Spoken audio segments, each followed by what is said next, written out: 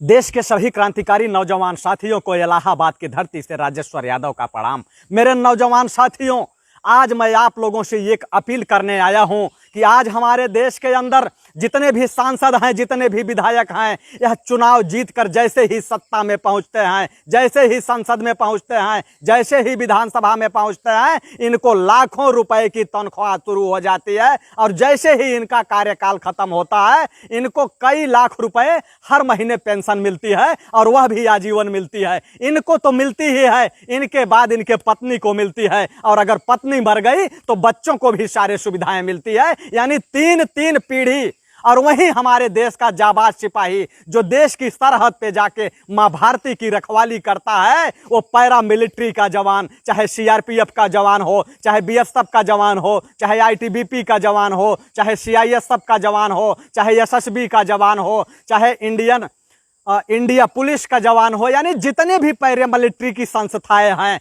उन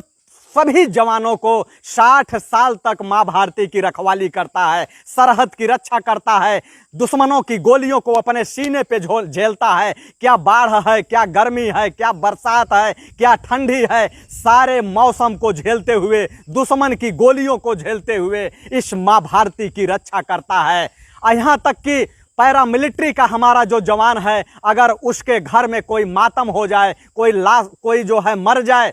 तब भी उसको छुट्टी नहीं मिलती है और न तो वो आना भी नहीं चाहता है, क्योंकि वह देश की सरहद की हिफाजत करता है, मां भारती की हिफाजत करता है। और ये हराम के खाने वाले जो सांसद हैं, जो विधायक हैं, ये जब चुनाव आता है तो ये 100-100 करोड़ रुपए आकर के जनता में बांटने का काम करते हैं, लंगर चलवाते हैं, एक महीने उनको दारू बंटवाते हैं, मुर्गा खिलाते हैं और उसके बाद चुनाव जीत के संसद में पहुंचते हैं। जबकि इनके पास इतना पैसा है कि इनको जो है पेंशन की जरूरत नहीं है। अगर पेंशन की जरूरत होती तो ये 100-100 करोड़ रुपए चुनाव में क्यों खर्च करते। लेकिन जैसे ही चुनाव जीत करके ये सत्ता में जाते हैं, ये वहीं से कमीशन खोरी, डकैती, लूट, हत्या और यहां तक कि बलात्कार के भी आरोप हैं। संसद के अंदर आप उठा के देख लीजिए, कम से कम आपको 40% ऐसे सांसद मिलेंगे, ऐसे विधायक मिलेंगे जिनके ऊपर रेप का, हत्या का, डकैती का, लुटेरे का, चोर का, अपहरण का मुकदमे कायम हैं। और यही हमारे पैरा मिलिट्री के जवानों को आप देख लीजिए कि किसी के ऊपर एक भी छोटा से छोटा मुकदमा नहीं होगा, वह कहीं भी अपराधी प्रवृत्ति का नहीं होगा। अगर उसके ऊपर छोटा सा भी मुकदमा होगा तो वेरिफिकेशन में उसको नौकरी नहीं मिलेगी। लेकिन उसके बावजूद भी ऐसा भेदभाव क्यों कि देश के सांसदों को लाखों रुपए का पेंशन और हमारे पैरा मिलिट्री के जवानों को जो है आजीवन, जो कि दुश्मनों की गोलियों को झेलता हुआ जीवन गुजारता है, बरसात में, ठंडी में, कड़कड़ाती हुई धूप में, जब ये सांसद और विधायक एसी चला के अपने घरों में हुआ करते हैं, तो हमारे देश का जो जवान है पैरा मिलिट्री का, वह सरहद पे रह करके बरसात को झेलते हुए, गर्मी को झेलते हुए, कड़कड़ाती हुई ठंड, बर्फ, -डिग्री टेम्परेचर, आप लोग देखते होंगे टीवी पे दिखाया जाता है कि -डिग्री टेम्परेचर में अपना हथियार लेके वह देश की हिफाजत करता है, देश की रखवाली करता है, अपने घर को भूल जाता है, अपने बीबी बच्चों को भूल जाता है, अपने माँ बाप को भूल जाता है। अगर जरूरत पड़ती है तो यहाँ तक कि जो भाई बहन का सबसे बड़ा प्यार होता है, वह अपनी राखी की भी लाज नहीं करता है, वह देश की हिफाजत के लिए बहनों की शादियों में भी नहीं आ पाता है। लेकिन उस जवान के साथ इतना बड़ा भेदभाव क्यों? तो मैं आप लोगों से यह कहना चाहूंगा, जितने भी देश के क्रांतिकारी साथी हैं, मैं सभी लोगों से यह कहना चाहूंगा कि यह सरहद पर जाने वाला जो जवान होता है, वह किसान का बेटा होता है, गरीब मजदूर का बेटा होता है। इसलिए जो है इसकी आवाज संसद में नहीं उठती है। और यही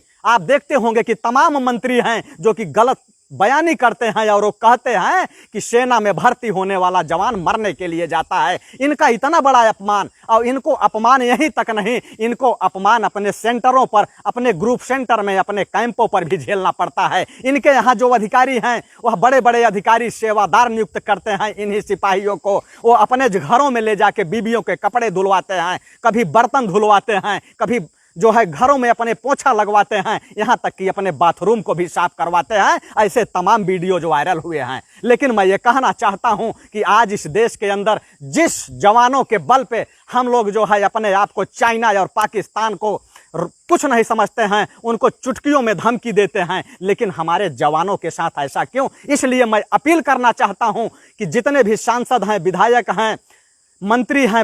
रक्षा मंत्री हैं, प्रधानमंत्री हैं, मैं सब आप लोगों के माध्यम से अपील करना चाहता हूं कि अगर इन सांसदों और विधायकों को पेंशन दी जाती है, सारी सुविधाएं दी जाती हैं, मुफ्त की कैंटीन दी जाती है, लेकिन हमारे इन पैरा मिलिट्री के जवानों को आखिर पेंशन क्यों नहीं? इसलिए मैं अपील करना चाहता हूं कि इनका पेंशन जल्द से जल्द लागू किया जाए। आखिर जब ये 60 साल तक देश की सेवा करके अपने घर में आएंगे तो ये बच्चों का अपमान क्यों सहें? 2-2 रुपए के लिए ये क्यों दूसरे के सामने हाथ फैलाएं? इसलिए मैं ये कहना चाहता हूं कि इनको भी जिस तरीके से सांसद और विधायक को पेंशन मिलता है 3-3 पीढ़ियों तक, इसीलिए इसी तरीके से इनको भी जो है पेंशन मिलनी चाहिए। इसी के साथ जय हिंद, जय जवान, जय किसान।